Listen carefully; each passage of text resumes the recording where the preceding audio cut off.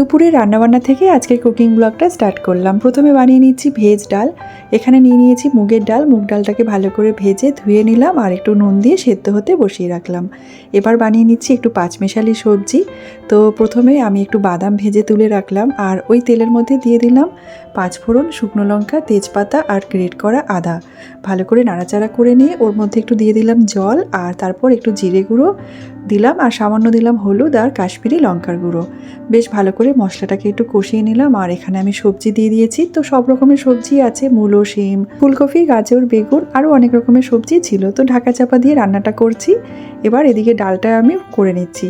তো এখানে গোটা গরম মশলা, তেজপাতা, শুকনো লঙ্কা ফোড়ন দিয়েছি, একটু গোটা জিরে ফোড়ন দিয়েছিলাম। গাজর, বিনস, ক্যাপসিকাম, মটরশুঁটি আর ফুলকপি ছোট ছোট করে কেটে একটু নুন দিয়ে ভাজা হতে দিলাম ঢেকে রেখে। আর এবার আমি ঢাকনাটা খুলে নিয়েছি। এদিকে আমার কিন্তু পাঁচমিশালি সবজিটাও রান্না হয়ে গেছে। এর মধ্যে দিয়ে দিলাম কয়েকটা এলাচ ফাটিয়ে, একটু মিষ্টির জন্য দিলাম গুড়ের পাউডার আর নামাবার আগে দিয়ে দিলাম একটু ধনেপাতা কুচি। বেশ ভালো করে নাড়াচাড়া করে নিলাম। আর এই সবজিটাতে আমি এক ফোঁটাও জলের ব্যবহার করি না, এটা একদম শুকনো শুকনোই খেতে বেশি ভালো লাগে।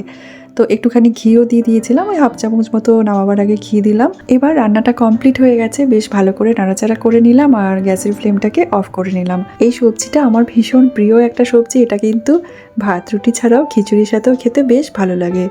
এবার ভেজ ডালটা বানিয়ে নেব। তো সবজিগুলো ভাজা হয়ে গেছিলো, এর মধ্যে দিয়ে দিলাম জিরে গুঁড়ো, ধনে গুঁড়ো, গ্রেট করা আদা, একটু দিলাম কাশ্মীরি লঙ্কার গুঁড়ো। বেশ ভালো করে মশলাটাকে কষিয়ে নিলাম। আর মুগের ডালটা আমি সেদ্ধ করে রেখেছিলাম একটু নুন আর কাঁচা লঙ্কা দিয়ে।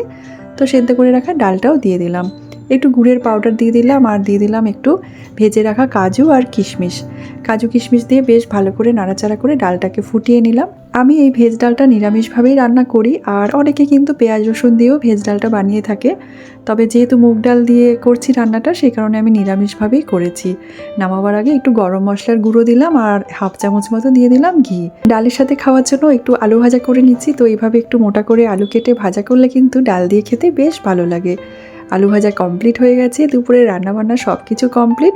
তো আজকে এই ভেজ থালিটা আপনাদের সাথে শেয়ার করলাম। আর তার সাথে নিয়ে নিয়েছিলাম গন্ধরাজ লেবু। মুগ ডালের সাথে কিন্তু গন্ধরাজ লেবুটা খেতে বেশ ভালো লাগে। চলুন আজকের ব্লগটা এখানে শেষ করছি। আজকের কুকিং ব্লগটা আপনাদের কেমন লেগেছে অবশ্যই এটা কমেন্ট করে জানাতে ভুলবেন না। আপনাদের সাথে আবার দেখা হবে নতুন কোনো রেসিপির সাথে অথবা নতুন কোনো কুকিং ব্লগের সাথে। আজকের মতো এখানেই বিদায় নিলাম। আপনারা সবাই খুব ভালো থাকবেন, সুস্থ থাকবেন। ধন্যবাদ।